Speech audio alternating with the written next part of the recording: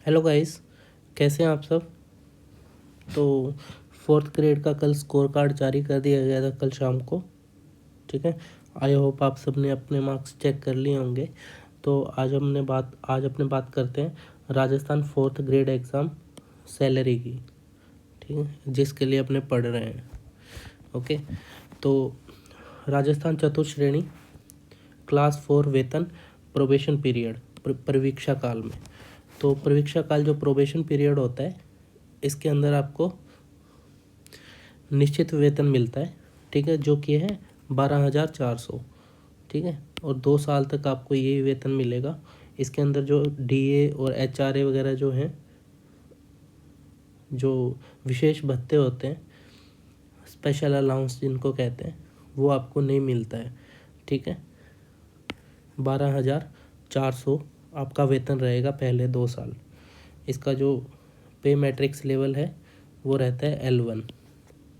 ठीक है, और प्रवीक्षा अवधि के बाद राजस्थान चतुर्थ श्रेणी वेतन, इसमें पे मैट्रिक्स स्तर रहेगा L1। मूल वेतन आपका हो जाएगा 18,000 और ग्रेड पे रहेगा आपका 1,700। आपका जो ग्रेड पे है फोर्थ ग्रेड में, ये रहता है आपका 1,700 से 2,400 के बीच में रहता है। ठीक है, जब आप LDC तक जाएंगे तो 2,400 तक आपका ग्रेड पे हो जाएगा।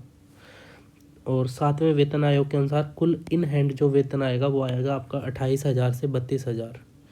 ठीक है, 32,000 तक पहुंच जाता है ये, 28 से 32, क्योंकि जो सचिवालय में जो लगेंगे ना, उनको सचिवालय की तरफ से स्पेशल अलाउंस दिया जाता है।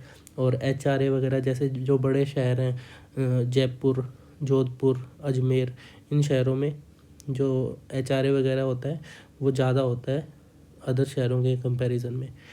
ठीक है, तो आपका 28 से 32,000 की सैलरी हो जाएगी आपकी इन हैंड। ओके, उसके बाद में अपनी बात करते हैं प्रमोशन की। राजस्थान चतुर्थ श्रेणी कर्मचारियों की पदोन्नति क्रम रैंक वाइज।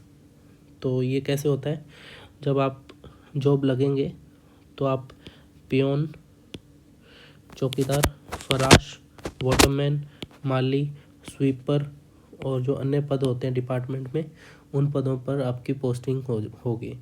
ठीक है, जो बेसिक पद होते हैं फोर्थ ग्रेड के। ठीक है, इसके बाद इनका इंटर डिपार्टमेंट जो होता है प्रमोशन होता है। ठीक है, प्रमोशनल पोस्ट होती है ये। इसमें कुछ वर्षों की सेवा और वरिष्ठता के आधार पर पदोन्नति होती है। इनमें जमादार बनेंगे, ऑफिस जमादार, सेनेटरी एंड दफ्तरी। ठीक है, ये पदोन्नति सामान्यतः वरिष्ठता, सहयोग्यता, सीनियरिटी कम मेरिट के आधार पर होती है। और जो जमादार होता है, ये पद 100% प्रमोशन से भरे जाते हैं।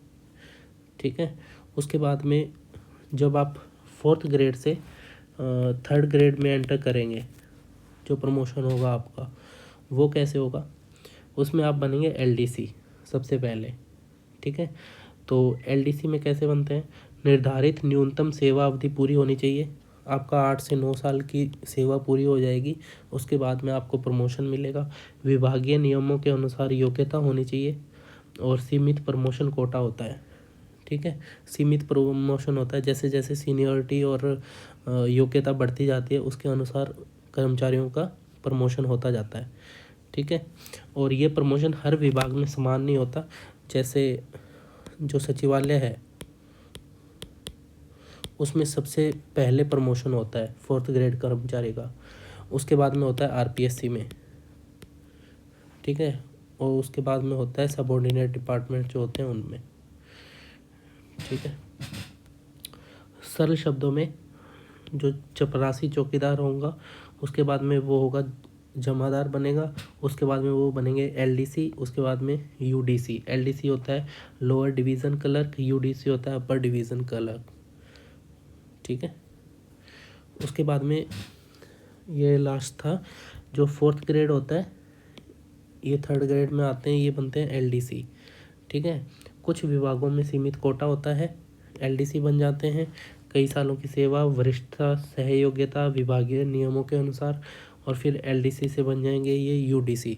अगर कोई कर्मचारी LDC बन जाता है तो सामान्य प्रक्रिया से अपर डिवीज़न क्लर्क में प्रमोशन होता है। ठीक है, ये प्रमोशन होता कैसा है, समय, विभाग और रिक्तियों पर डिपेंड करता है कि वो एलडीसी से यूडीसी बनता है।